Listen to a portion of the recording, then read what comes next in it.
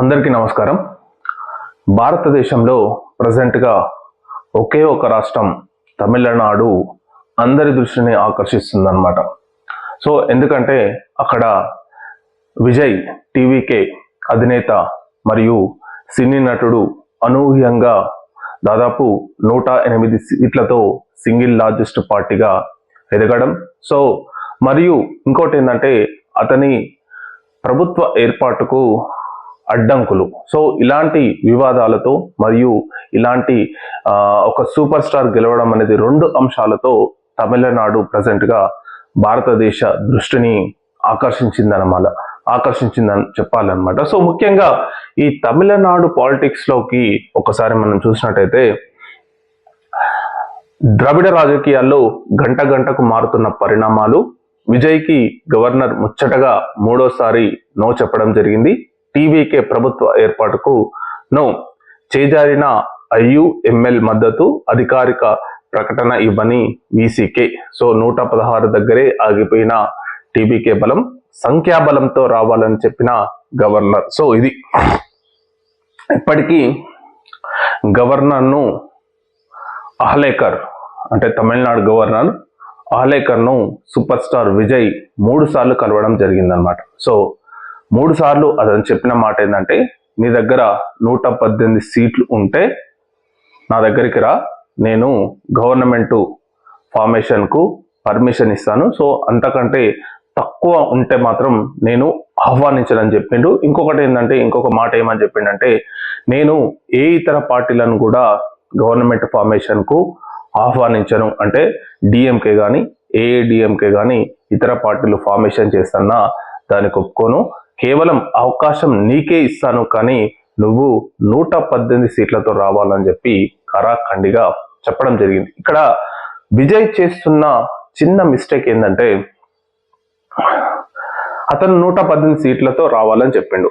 So ఇది first time వెళ్ళినప్పుడు అదే చెప్పిండు, సెకండ్ టైం వెళ్ళినప్పుడు అదే చెప్పిండు, కానీ థర్డ్ టైం వెళ్ళినప్పుడు 118 సీట్లతో వెళ్ళాలి. కానీ అక్కడ ఏమైందంటే 116 సీట్లతో వెళ్ళిండు. అంటే ఇక్కడ ఏమైందంటే కేవలం వామపక్షాల మద్దతు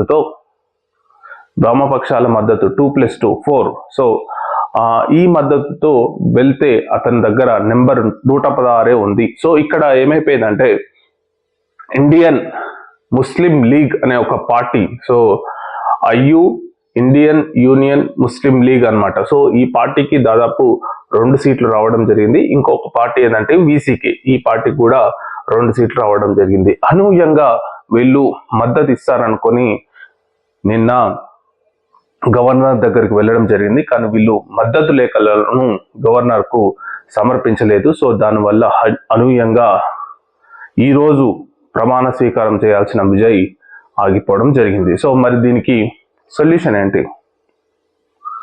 సొల్యూషన్ ఏంటంటే సింపుల్. ఏంటంటే ఒకటి, సుప్రీంకోర్టుకు వెళ్ళడం విజయ్. సో సుప్రీంకోర్టుకు వెళ్తే మరి ఎలాంటి తీర్పిస్తుంది అనేది వెయిట్ చేయాలి. సో గవర్నర్ మాత్రం ఖరాఖండిగా కూర్చున్నాడు అనమాట. సో 118 రాంది గవర్నర్, నేను మాత్రం అధికారానికి ఫార్మేషన్కు అవకాశం ఇవ్వనని చెప్పి ఆయన ఖరాఖండిగా కూర్చోవడం జరిగింది. మరి ఇప్పుడు 118 కావాలంటే ఎలాంటి పరిస్థితులు ఉన్నాయంటే, ప్రజెంట్గా టీవీకే పార్టీకి 108 సీట్లు రావడం జరిగింది. సో 108 సీట్లలో -1, ఎందుకంటే విజయ్ 2 చోట్ల గెలవడం జరిగింది. ఒకటి పెరంబూర్, ఒకటి తిరుచి ఈస్ట్ అన్నమాట. సో తిరుచి ఈస్ట్ లో అంటే ఒక దగ్గర ఖచ్చితంగా రాజీనామా చేయాలి ఉంటుంది. సో దాని లెక్క ప్రకారం అతనికి 107 సీట్లు మాత్రమే కౌంటింగ్ అవుతుంది అనమాట. ఇక్కడ 5 సీట్లు కాంగ్రెస్ పార్టీ మద్దతు ఇవ్వడం జరిగింది, ప్లస్ 4 సీట్లు సిపిఐ సిపిఎం మద్దతు ఇవ్వడం జరిగింది అనమాట. సో మొత్తం కలిస్తే ఇప్పుడు 107 + 9 అనమాట, అంటే ఆల్మోస్ట్ 116 సీట్లు రావడం జరిగింది అనమాట. ఈ 116 సీట్లతోనే గవర్నర్ దగ్గరికి విజయ్ వెళ్ళడం జరిగింది. కాకపోతే ఇంకొక 2 సీట్లు షార్ట్ కావడం జరిగింది అనమాట. సో 2 సీట్లు అవి ఏమనుకున్నారంటే ఐయుఎంఎల్, ఇండియన్ యూనియన్ ముస్లిం లీగ్, దీనికి 2 సీట్లు ఉన్నాయి, వీసీకే పార్టీకి 2 సీట్లు ఉన్నాయి. ఈ 2 + 2 మద్దతు ఇస్తే ఖచ్చితంగా 120 మ్యాజిక్ ఫిగర్ క్రాస్ అవుతుంది, కానీ వీళ్ళు మద్దతు లేఖలు ఇవ్వలేదని చెప్పి గవర్నర్ సంస్థ అంటే గవర్నర్ అధికారికంగా ప్రకటన చేయడం జరిగింది. సో దీనివల్లనే విజయ్ అనూహ్యంగా ఈరోజు రాజీనామా చేయకుండా ఆగాల్సి వచ్చిందనమాట. సో ఏంటంటే వీళ్ళు ఎంత ఘోరంగా బీసీకే పార్టీ వాళ్ళు అడుగుతున్నారంటే డిప్యూటీ సీఎం పోస్ట్ అడుగుతున్నారు, ప్లస్ తిరుచు ఈస్ట్ దగ్గర మేమే పోటీ చేస్తామని చెప్పి ఒక కండిషన్ పెడుతున్నారు. సో అలాంటి కండిషన్స్ కు విజయ్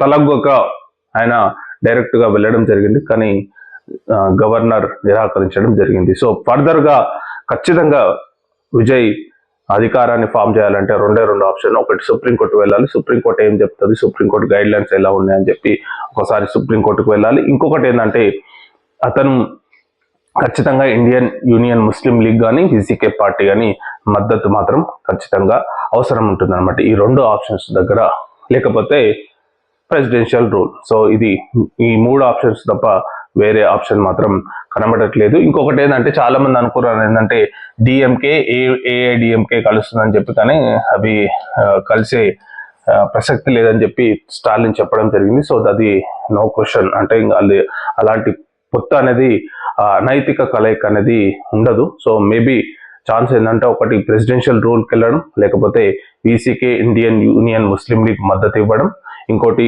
సుప్రీంకోర్టుకు వెళ్ళడం. సో ఈ మూడు తప్ప విజయ్ దగ్గర ఆప్షన్స్ మాత్రం కనబడట్లేదు. కాకపోతే ఏంటంటే కొన్ని చిన్న పార్టీలు వాళ్ళు ఈ టైంలో చాలా గొంతమ్మ కోరికలు కోరడం, ఎట్లా మేము లేనిది ఫామ్ చేయలేడు విజయ్ అని చెప్పి కొంచెం ఓవర్గా చేయడం వల్లనే ఈ పరిస్థితి రావడం జరిగింది. సో ఎనీవే ప్రజలు ఇచ్చిన తీర్పును ఇలా